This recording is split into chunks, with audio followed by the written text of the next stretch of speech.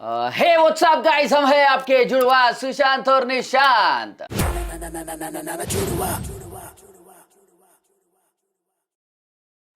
नमस्ते, सत श्री अकाल, अस्सलाम वालेकुम, नमो बुद्धाय। तो गाइस एक्चुअली ध्रुव राठी का एक वीडियो आया है, बांग्लादेश इज बर्निंग। बिल्कुल, व्हाट्स रॉन्ग, ये मुझे और निशु को बहुत पहले से जानना था, बहुत पहले से जानना था, क्योंकि मेरे बहुत सारे, जैसे आपको पता है कि हम लोग बांग्लादेश गए थे और बांग्लादेश के बहुत सारे हमारे दोस्त लोग हैं वहां पे। बिल्कुल ठीक है।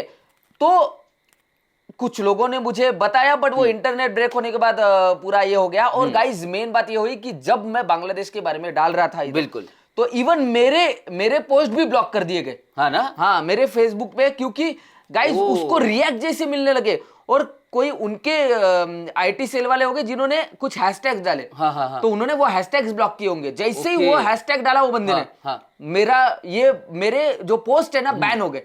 ओके हाँ, मैं जैसे डाल रहा था ना ऐसे कि यार मैं बांग्लादेश के प्रति, मतलब थोड़ा सा कि स्टूडेंट्स के साथ अन्याय हो रहा है, ये वो तो हर जगह पे होता है, बट मैं बोल रहा था कि अन्याय हो रहा है, ये वो, तो मेरे पोस्ट ब्लॉक कर दिए गाइस।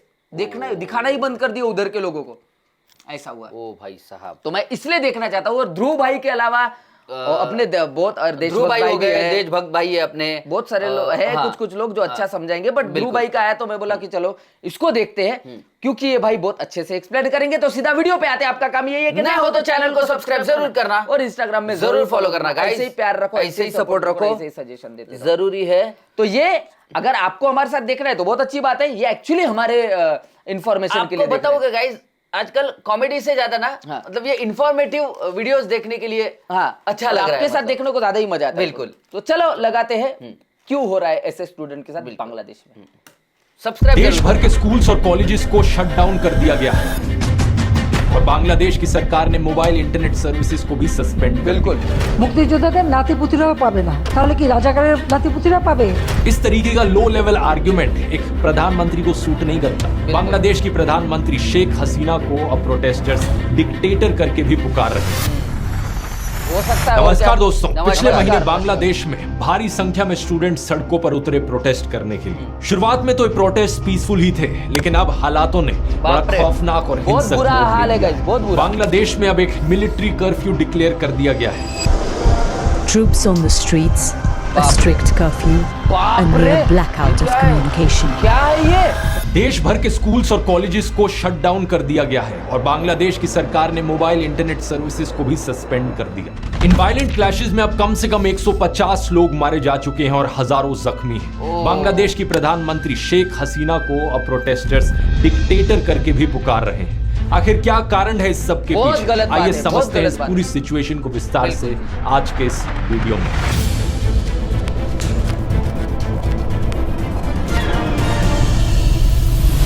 इन प्रोटेस्ट के पीछे सीधा कारण है दोस्तों रिजर्वेशन। बांग्लादेश का यूथ प्रोटेस्ट कर रहा है इनकी सरकार के कोटा सिस्टम के खिलाफ। वो कोटा सिस्टम जिसके अनुसार 56% नौकरियां बांग्लादेश के पब्लिक सेक्टर में रिजर्व्ड हैं अलग अलग सेक्शंस ऑफ सोसाइटी के। इसका मतलब सिर्फ 44% ऐसी नौकरियां हैं जहां पर मेरिट के बेसिस पर नौकरी मिल सकती है। ये सिस्टम इंडिया से काफी अलग है, क्योंकि यहाँ पर मेजोरिटी रिजर्वेशन कास्ट के बेसिस पर नहीं बल्कि फ्रीडम फाइटर के बेसिस पर हो रही है। इसे बेहतर समझने के लिए हमें थोड़ा बांग्लादेश की हिस्ट्री में जाना होगा। आजादी मिलने से पहले, जैसा कि आप जानते ही होंगे, बांग्लादेश पाकिस्तान का एक हिस्सा हुआ करता था। उस वक्त इसे ईस्ट पाकिस्तान करके बुलाया जाता था और आज के दिन के पाकिस्तान को वेस्ट पाकिस्तान कहा जाता था। उस जमाने में ईस्ट पाकिस्तान के खिलाफ सोशल डिस्क्रिमिनेशन हुई। मेजॉरिटी लोग यहाँ पर बंगाली बोलते थे और 10% से भी कम ऐसे लोग थे जो उर्दू भाषा में बात किया करते थे, लेकिन फिर भी वेस्ट पाकिस्तान ने उर्दू भाषा को इंपोज किया ईस्ट पाकिस्तान पर। इसके अलावा इकोनॉमिक डिस्क्रिमिनेशन हुई। देश के 59% एक्सपोर्ट्स ईस्ट पाकिस्तान से आते थे, लेकिन सिर्फ 25% इंडस्ट्रियल इन्वेस्टमेंट्स ईस्ट पाकिस्तान के पास जाती थी। नवंबर 1970 में जब भोला साइक्लोन आया, एस्टिमेटेड 3 लाख लोग मारे गए ईस्ट पाकिस्तान में। One of the deadliest tropical cyclones पिछली सेंचुरी का। World in 1970, a massive storm swept into the Bay of Bengal, drowning 500,000 people. It was one of the worst natural disasters anywhere. लेकिन waste Pakistan ने कोई ज्यादा effort नहीं किया relief provide करने में यहाँ के लोगों को। और इतना ही नहीं, पॉलिटिकल डिस्क्रिमिनेशन भी हुई। साल 1970 की इलेक्शंस में ईस्ट पाकिस्तान के पास 162 सीट्स थी, वेस्ट पाकिस्तान में 138 सीट्स थी। वेस्ट पाकिस्तान में लोगों ने अलग अलग पॉलिटिकल पार्टीज के लिए वोट किया, लेकिन ईस्ट पाकिस्तान में ओवरवेलमिंग मेजॉरिटी वोट्स गए सिर्फ अवामी लीग पार्टी को, जिसे लीड किया जा रहा था शेख मुजीबुर रहमान को। इस इलेक्शन रिजल्ट का नतीजा ये होता कि अवामी लीग दोनों ईस्ट और वेस्ट पाकिस्तान पर गवर्न करती, लेकिन वेस्ट पाकिस्तान की जो मिलिट्री थी वो बिल्कुल ये नहीं चाहती थी। उस समय के पाकिस्तान मिलिट्री के commander in chief Yahya Khan ने इस इलेक्शन रिजल्ट को एक्सेप्ट करने से ही मना कर दिया। ईस्ट पाकिस्तान पर मार्शल लॉ इंपोज किया गया और रिस्पांस में शेख मुजीबुर रहमान ने एक सिविल डिसओबीडियंस मूवमेंट करी प्रोटेस्ट के तौर पर।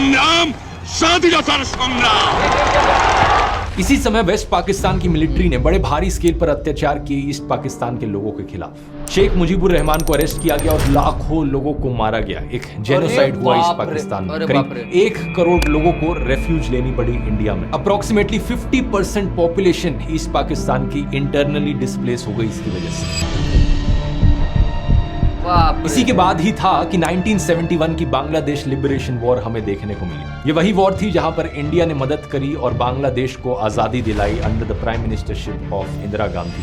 Mujibur Rahman, the leader of East Pakistan, declared the region an independent republic, which he said will be called Bangladesh, the land of the Bengalis. East Pakistan में जिन लोगों ने आजादी की ये लड़ाई लड़ी, जिसकी वजह से बांग्लादेश एक आजाद देश बना, ये फ्रीडम फाइटर्स हुए। यही फ्रीडम फाइटर्स आज की सिचुएशन में रेलेवेंट हैं इस कोटा सिस्टम की वजह से। क्योंकि दोस्तों बांग्लादेश के इस कोटा सिस्टम में 30% जॉब्स को रिजर्व किया गया है फ्रीडम फाइटर्स के डिसेंडेंट्स के लिए। इसके अलावा कुछ और रिजर्वेशंस हैं, जैसे कि 10% औरतों के लिए, 10% जिला कोटा है बैकवर्ड डिस्ट्रिक्ट्स के लिए, 5% रिजर्वेशन है एथनिक माइनॉरिटीज के लिए और 1% रिजर्वेशन है उन लोगों के लिए जिन्हें फिजिकल डिसेबिलिटीज हो। इन सभी नंबर्स को एड अप करोगे तो टोटल 56% रिजर्वेशन बनती है, लेकिन मेजॉरिटी शेयर 56% में से है ये 30% फ्रीडम फाइटर्स का कोटा। इस आर्टिकल को देखिए, ढाका यूनिवर्सिटी में पढ़ने वाले 3rd ईयर इंटरनेशनल रिलेशंस के एक स्टूडेंट फहीम फारूकी, जो कि एक प्रोटेस्टर भी हैं, इनका कहना है कि ये प्रोटेस्ट बेसिकली कोटा सिस्टम की रिफॉर्मेशन के लिए है। प्रोटेस्टर्स चाहते हैं कि एथनिक माइनॉरिटीज वाली रिजर्वेशन और फिजिकल डिसेबिलिटीज वाली रिजर्वेशन को छोड़कर बाकी सारी रिजर्वेशंस हटा दी जाए सरकार के द्वारा। यहाँ पर ये फ्रीडम फाइटर्स वाली रिजर्वेशन सबसे इंटरेस्टिंग है, क्योंकि इसकी शुरुआत साल 1972 में ही हो गई थी, आजादी मिलने के सिर्फ 1 साल बाद। इनकी मिनिस्ट्री ऑफ कैबिनेट सर्विसेज ने उस साल एक ऑर्डर इशू किया था कि फ्रीडम फाइटर्स के लिए एक कोटा होना चाहिए। जिन लोगों ने अपनी लाइफ को रिस्क पर डाला, जिन लोगों ने संघर्ष किया अपने देश को आजादी दिलाने के लिए, उन लोगों के लिए 30% नौकरियां रिजर्व की जाए। नोट करने वाली बात यह है कि यह चीज सिर्फ फ्रीडम फाइटर्स के लिए एप्लीकेबल थी। बाद में जाकर 1997 में इस कोटा को एक्सटेंड कर दिया गया कि फ्रीडम फाइटर्स के बच्चों के लिए भी ये रिजर्वेशन दी जाए। और 2010 में फिर कहा गया कि उनके बच्चों के लिए भी ये रिजर्वेशन दी जाए। हालांकि एग्जैक्ट कोटा बाकी और कैटेगरीज के लिए चेंज होता रहा ओवर द इयर्स, लेकिन इन द एंड यही हुआ कि टोटल परसेंटेज 56% तक पहुंच गई। 2010 के इस ग्रैंड चिल्ड्रन वाले फैसले के बाद 2012-13 में एक बड़ी मूवमेंट भी हुई थी बांग्लादेश में इस कोटा सिस्टम के खिलाफ। इंडिया में जैसे यूपीएससी है, यूनियन पब्लिक सर्विस कमीशन का एग्जाम, ऐसे ही बांग्लादेश में है बीपीएससी का exam, Bangladesh public service commission. करीब 4 लाख ग्रेजुएट्स हर साल 3000 सिविल सर्विस जॉब्स के लिए कंपीट करते हैं बांग्लादेश। काफी खराब हालत है और नौकरियों की सख्त कमी है। फरवरी 2018 में बांग्लादेश साधारण छात्र अधिकार संरक्षण परिषद ने रिफॉर्म्स की डिमांड करी बांग्लादेश गवर्नमेंट सर्विसेज में। उस समय भी क्लैशेस देखने को मिले उन स्टूडेंट्स के बीच में जो इसके खिलाफ थे और वो स्टूडेंट्स जो प्रो कोटा थे। लेकिन प्रेशर में आकर अक्टूबर 2018 में बांग्लादेश की सरकार ने सर्कुलर इशू किया कि 1st क्लास और 2nd क्लास जॉब्स के लिए ये कोटा सिस्टम हटा दिया जाएगा। बात यहीं पर खत्म हो गई होती, लेकिन 2021 में कुछ फ्रीडम फाइटर्स के 7 बच्चों ने हाईकोर्ट में पिटीशन डाली इस कोटा सिस्टम को हटाने के खिलाफ। और 5 जून 2024 यानी कि पिछले महीने हाईकोर्ट का फैसला आता है कि जो पेटिशनर्स कह रहे हैं वो सही है। सरकारी सर्कुलर को इलीगल डिक्लेयर कर दिया जाता है और कोटा सिस्टम को वापस इंट्रोड्यूस कर दिया जाता है। यही कारण था कि पूरे देश भर में प्रोटेस्ट फिर से जाग उठते हैं।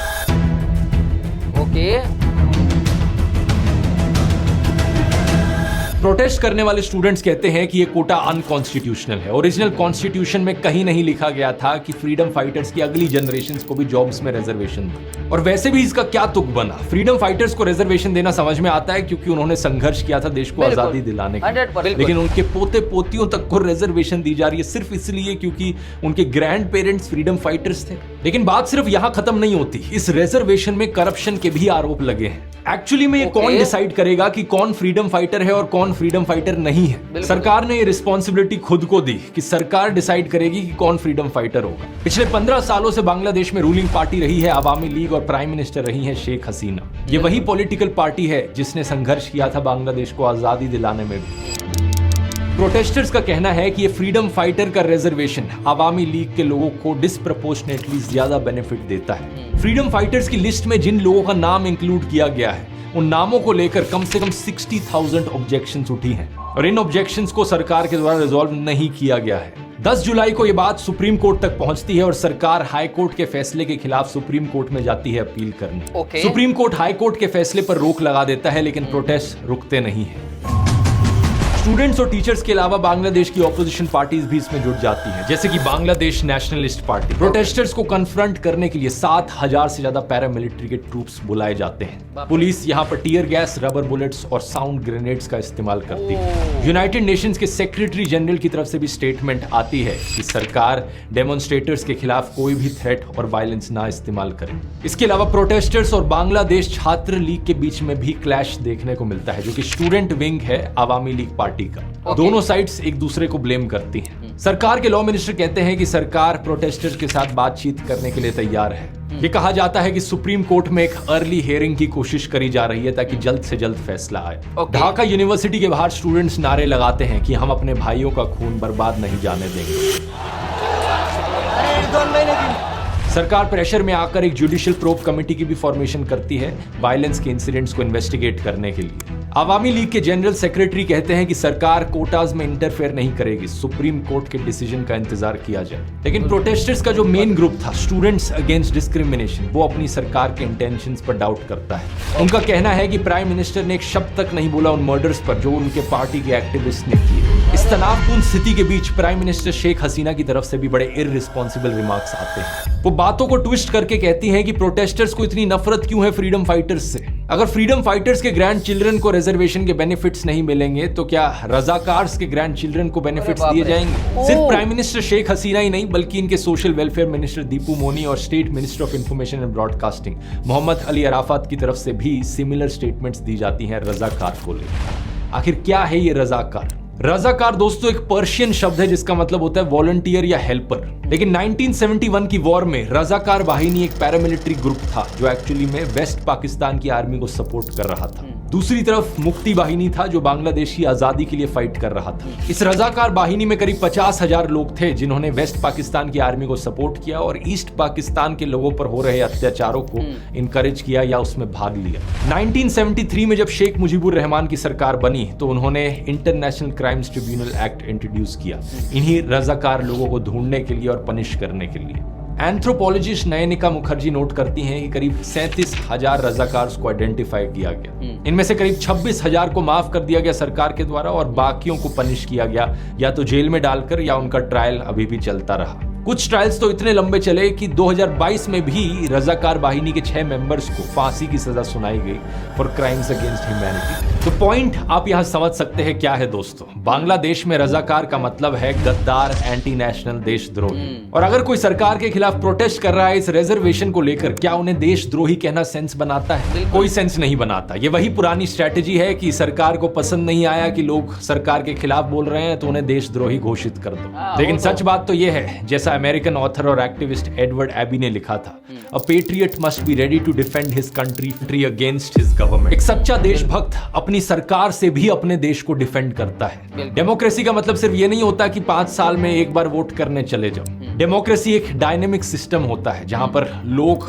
पॉलिटिकली अवेयर होने चाहिए। जनता बार बार देश की सरकार को अकाउंटेबल ठहराते रहे, जांचते रहे कि सरकार सही काम कर रही है या नहीं कर रही, और जरूरत पड़ने पर सरकार के खिलाफ भी खड़ी हो। प्रधानमंत्री शेख हसीना का ये कमेंट प्रोटेस्टर्स पर एक क्लियर कट एग्जाम्पल है स्ट्रॉ मैन फैलेसी का। इसका मतलब है कि आप दूसरे की आर्ग्यूमेंट को गलत तरीके से प्रेजेंट कर रहे हो और उसे तोड़ मरोड़ के पेश कर रहे हो। अगर प्रोटेस्टर्स कहते हैं कि वो उस रिजर्वेशन के खिलाफ है जो फ्रीडम फाइटर्स के पोते पोतियों को मिलने लग रही है, तो इसका मतलब ये कैसे हो गया कि वो फ्रीडम फाइटर्स को डिसरिस्पेक्ट कर रहे हैं? जब प्रधानमंत्री शेख हसीना की सरकार ने खुद इस रिजर्वेशन को हटाया था 2018 में, तो क्या वो भी फ्रीडम फाइटर्स को डिसरिस्पेक्ट कर रही थी? इस तरीके का लो लेवल आर्ग्यूमेंट एक प्रधानमंत्री को सूट नहीं करता। मैं रिक्वेस्ट करूंगा प्राइम मिनिस्टर शेख हसीना से, थोड़ी मर्यादा रखिए। प्रोटेस्टर्स की डिमांड कोई अनरीजनेबल नहीं है। लेकिन अब इस मुद्दे पर दोस्तों हमारे इंडिया के गोदी पत्रकारों की भी जरा नॉनसेंस सुनिए। सुधीर चौधरी ने आज तक टीवी चैनल, सॉरी अगर हम हंसे क्यों, वो जो थोड़ी मर्यादा रखे जो इंडियन मीडिया, वो मीम पे हंसे हम ये उस पे नहीं। मुद्दा बहुत बड़ा है, स्टूडेंट्स सीरियस मरे है, जा रहे हैं, कोई छोटा मुद्दा नहीं है। हम बहुत लोग बड़ा रोज बात करते हैं हाँ। इसके। जब हमारे दोस्त लोग फेसबुक पे हाँ। कुछ दिखता है, अभी तो बंद हो गया, हाँ। बट हम देख रहे हैं यार, बुरा लग रहा है यार अपने। इवन हमारे पोस्ट बैन कर दिए गए। हाँ। सोचो, मैं जब स्टूडेंट्स के लिए लिख रहा था वहां पे, क्योंकि हम तो लिख ही सकते हैं, ऑब्वियस है यार, हम कोई गलत हो रहा है तो हम लोग लिख ही सकते हाँ। हैं। मेरे पोस्ट बैन कर दिए, मेरा अभी शैडो बैन कर देंगे, पता नहीं क्या हो रहा है।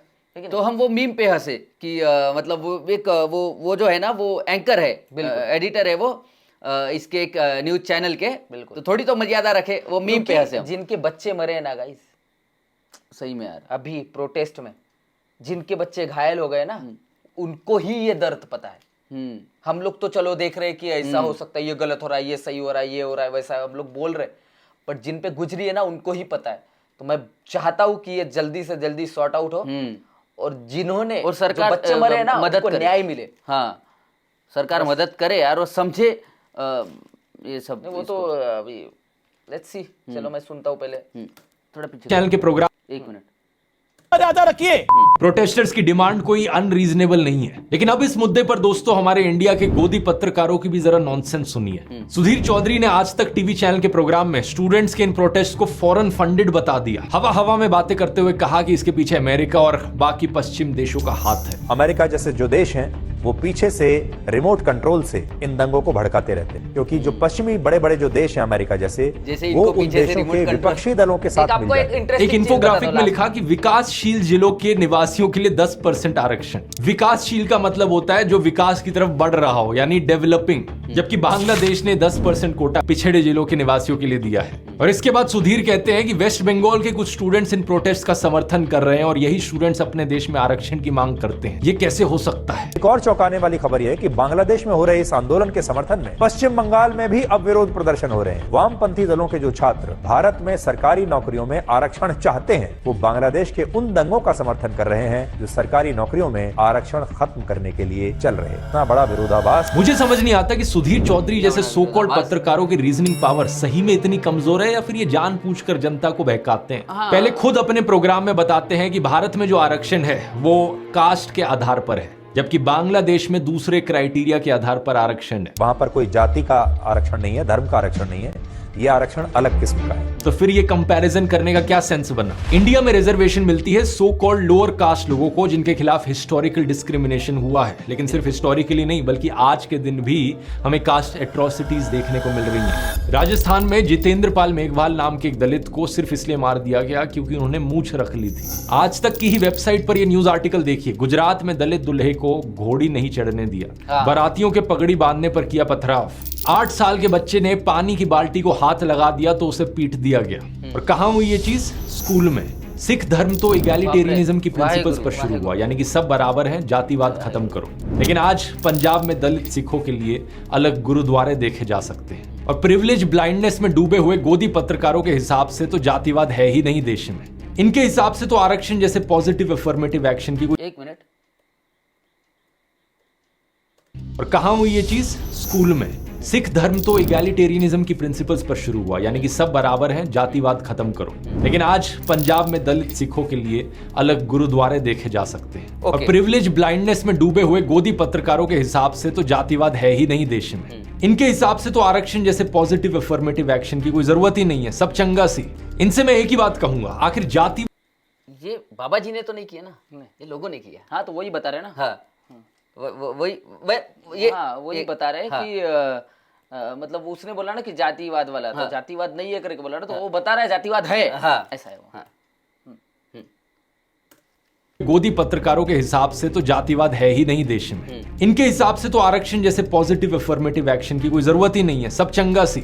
इनसे मैं एक ही बात कहूंगा, आखिर जातिवाद खत्म करने की बात क्यों नहीं कहते? कास्ट बेस्ड क्राइम खत्म करने की बात क्यों नहीं करते कभी? ये जो अखबारों में एड्स छपती हैं, ब्राह्मण लड़की चाहिए, राजपूत लड़की चाहिए, जाट चाहिए, बनिया चाहिए, इन कास्ट बेस्ड मैट्रिमोनियल एडवर्टाइजमेंट्स को क्यों नहीं बंद कर दिया जाता? इस मैट्रिमोनियल एड को देखिए, यहाँ तो ये तक लिखा है कि कास्ट की कोई रिस्ट्रिक्शन नहीं है, लेकिन SC ST OBC नहीं होना चाहिए। जिस दिन इस जातिवाद को खत्म कर दोगे उस दिन कास्ट रिजर्वेशन ऑटोमेटिकली खत्म हो जाएगी। लेकिन गोदी पत्रकारों से यही उम्मीद की जा सकती है कि ये इंडिया की कास्ट रिजर्वेशन को बांग्लादेश की फ्रीडम फाइटर्स रिजर्वेशन से कंपेयर करें। इंडिया में जो रिजर्वेशन है वो सोशली और इकोनॉमिकली डिप्राइव्ड क्लासेस को ऊपर सेम लेवल पर लाने के लिए है। लेकिन बांग्लादेश में जो फ्रीडम फाइटर्स के डिसेंडेंट्स को रिजर्वेशन दिया जा रहा है वो कोई सेपरेट एथनिक माइनॉरिटी नहीं है, उनके खिलाफ कोई हजारों सालों से अत्याचार नहीं हो रहा है। इनफैक्ट वो तो सोशली रिस्पेक्टेड सेक्शन है देश का। अगर उनमें से कोई इकोनॉमिकली वीक है तो उनके लिए 5 से 10% EWS कोटा दिया जा सकता है। 21 जुलाई को बांग्लादेश के सुप्रीम कोर्ट ने भी यही कहा कि फ्रीडम फाइटर्स के इस डिसेंडेंट्स कोटा को कम करके सिर्फ 5% तक कर दिया जाए और बाकी एथनिक माइनॉरिटीज, ट्रांसजेंडर्स और डिसेबल्ड लोगों का जो कोटा है उसे 2% कर दिया जाए, तो टोटल 7% रिजर्वेशन ही हो। अब मेरा पर्सनली मानना है दोस्तों, बांग्लादेश में जो प्रोटेस्ट उठे इनके रिजर्वेशन के खिलाफ, ये सिर्फ एक सिम्टम है। असली बीमारी जो यहाँ पर है वो है अनएम्प्लॉयमेंट की। और इंडिया जैसे ही बांग्लादेश में भी बेरोजगारी एक बहुत बहुत बड़ी प्रॉब्लम बन चुकी है। पब्लिक एडमिनिस्ट्रेशन मिनिस्टर फराद हुसैन ने बताया पार्लियामेंट को फरवरी में कि 5 लाख से ज्यादा पोस्ट वेकेंट थी इनके देश में। अगर इन्हें फिलअप भी किया जाए तो भी काफी नहीं होगा। बांग्लादेश ब्यूरो ऑफ स्टैटिस्टिक्स का डेटा बताता है कि 18 से 19 लाख यंग लोग हर साल जॉब मार्केट को ज्वाइन करते हैं। 17 करोड़ लोगों का देश है, उसमें से जो वर्किंग पॉपुलेशन है वो करीब 2/3 है, यानी 11 करोड़ के आसपास। इन 11 करोड़ लोगों में से 3 करोड़ लोग अनएम्प्लॉयड हैं। बांग्लादेश में इकोनॉमी की भी हालत काफी खराब चल रही है। कंट्री के जो फॉरेन एक्सचेंज रिजर्व्स हैं वो बहुत लो है। 2022 में बांग्लादेश ने इंटरनेशनल मॉनेटरी फंड से मदद मांगी थी अपने फॉरेन एक्सचेंज रिजर्व्स को रीबिल्ड करने के लिए। रिसेंटली एक प्लान भी जारी हुआ $5 बिलियन का लोन लेने के लिए चाइना से। अब वो अलग मुद्दा है अपने आप में कि जब भी कोई देश चाइना से लोन लेता है तो उससे प्रॉब्लम कभी सॉल्व नहीं होती, बल्कि एक और नई प्रॉब्लम क्रिएट हो जाती है। चाइना की डेट डिप्लोमेसी जो श्रीलंका के साथ देखने को मिला। लेकिन इसके अलावा इन्फ्लेशन रेट भी बहुत हाई है, 9% पर। लोगों का खर्चा बढ़ रहा है और लोगों के पास नौकरियां नहीं है। तो रिजर्वेशन सिस्टम को इंप्रूव करना तो सिर्फ पहली स्टेप है। अगर लॉन्ग टर्म में यहाँ पर सोल्यूशन निकालना है तो सरकार को फोकस करना होगा जॉब्स क्रिएट करने पर। और इन इकोनॉमिक मुश्किलों के अलावा प्राइम मिनिस्टर शेख हसीना की पॉलिटिकल मूव्स पर भी सवाल उठाए गए। जनवरी में उन्होंने अपनी 4th कॉन्जिक्यूटिव टर्म जीती, लेकिन इलेक्टोरल रिगिंग के बड़े बाहरी आरोप लगाए गए थे। इसी प्रोटेस्ट में पोस्टर्स और स्लोगन्स भी देखने को मिले जहां पर उन्हें डिक्टेटर बुलाया गया, जैसे कि ये स्लोगन, तुई के अमी के रजाकार रजाकार, के बोलचे साइरा चार। इसका मतलब है मैं और तू कौन, रजाकार रजाकार। ऐसा किसने कहा? डिक्टेटर। उम्मीद है प्राइम मिनिस्टर शेख हसीना अपने देश के लोगों की प्रॉब्लम्स को समझ पाएंगी और एक पॉजिटिव अप्रोच यहाँ पर ले पाएंगी। अगर आपको ये वीडियो पसंद आया तो बांग्लादेश की पूरी हिस्ट्री पर मैंने एक डिटेल्ड वीडियो बनाया है कि एग्जैक्टली 1971 की वॉर में क्या हुआ था। यहाँ क्लिक करके देख सकते हैं। देखेंगे। बहुत बहुत धन्यवाद। वेरी नाइस रिसर्च बाय विजेता दहिया। और हमारे ध्रुव राठी, इनके लिए बहुत ज्यादा धन्यवाद भाई, आपने अच्छी इन्फॉर्मेशन दी और मेरे को पूरा समझ गया है। तो गाइस मैं यही बता रहा था कि जैसे कि मैं नाम नहीं बताऊंगा, हम लोग उधर गए थे जब हमारा शूट नहीं था कोक स्टूडियो का, हम लोग गए थे किसी के साथ, तो रात को बैठे थे तो उधर जैसे कि मैंने बताया कि यार उधर हमारे इंडिया में बहुत लोग बोल रहे कि जो ईवीएम मशीन फिक्स है, ये है वो है, तो उधर के लोग बोल रहे थे कि हाँ ऑफ कोर्स जब से मोदी जी इधर आए ना, इधर से ही सीख के गए होंगे। याद है? हाँ, ये वाली बात इधर से ही सीख के गए होंगे। ये सब ऐसा बोला, ये मनमानी करना तो, ये सब ये इधर से ही सीख के गए होंगे, क्योंकि इधर होता है बोले ऐसे। हाँ, उधर से सुनने, उधर टैक्सेशन के लिए, इतने टैक्स के लिए बहुत। गाइस जो उधर है ना, इधर अपने इधर जो क्रेटा नॉर्मल लोग घुमाते ना, उधर सेलिब्रिटी लोगों के पास क्रेटा रहती उधर। हाँ, इतनी महंगी है वहाँ पे, 40-40 लाख की कार, बहुत महंगी। इधर 20 लाख की है ना फुल लोड। इधर फुल लोडेड अपने को आ जाएगी 17-18 लाख तक फुल लोडेड आ जाएगी। 20 पकड़ लेना, चल 20 पकड़ लो, चलो। उधर 20 लाख एक्स्ट्रा गाइस। हाँ, 40 लाख की क्रेटा, सोचो 20 लाख एक्स्ट्रा। तो ऐसा गाड़ियों पे टैक्स, इतने बहुत सारी चीजों में ऐसा है। बट मैं गया था ना गाइस, मेरे को अच्छा तो लगा। बट बांग्लादेश में आर्टिस्ट खतरनाक हाँ है guys, आर्टिस्ट अगर मैं बहुत तारीफ अच्छा करना आर्टिस्ट चाहूँ है, तो बहुत अच्छा आर्टिस्ट है। बहुत सारी चीजें हैं, पर ये सब चीजें देखना चाहिए बांग्लादेश के गवर्नमेंट ने, बिल्कुल। क्योंकि ये बहुत दुखद बात है ये जो हो रही सच है। में। ये हम लोगों ने भी देखी है इंडिया में, बट ये कुछ एक्सट्रीम ही है। सही बात है। ये तो नहीं, ये तो नॉर्मली अपने किसान आंदोलन में और बीच में वो ये tear gas, हाँ, वो स्टूडेंट भी हाँ, तभी हाँ, भी ऐसा हुआ था, तो हमारे बिल्कुल इंडिया हुआ में था। भी होते रहता है ऐसा। हाँ, बट क्या इसके पीछे कुछ तो गाइस होगा, ध्यान दो थोड़ा सा, कुछ तो होगा। ये अब इतना हो रहा है ना, इतनी चीज को इतना बड़ा करना, कुछ तो डाइवर्ट तो गड़बड़ है गया, दया, इसको कुछ तो बहुत जल्दी गड़बड़ उभर के आएगा है। ये। गाइज वीडियो बहुत इंफॉर्मेटिव Informative थी। था, हाँ। मैं बस एक ही बोलना चाहूंगा कि जितने भी लोग उधर देख रहे हैं और जो भी घायल हुए हैं, उनको शक्ति दे, हाँ, और आप सब सच कुछ- के लिए लड़ते रहो, और उनके जो भी एक्सपायर्ड हुए वहां पे उनको जल्दी ही न्याय मिले। बिल्कुल। बाकी अगर हमसे कुछ छूट गया होगा तो माफ कर देना, कुछ गलती हो गई होगी तो भी माफ कर देना। बाकी आप ऐसे ही प्यार रखो, ऐसे ही सपोर्ट रखो, नए हो तो चैनल को सब्सक्राइब जरूर करना, इंस्टाग्राम में जरूर जरूर follow फॉलो करना। करना। मिलते हैं नेक्स्ट वीडियो में। जय भारत, पीस आउट।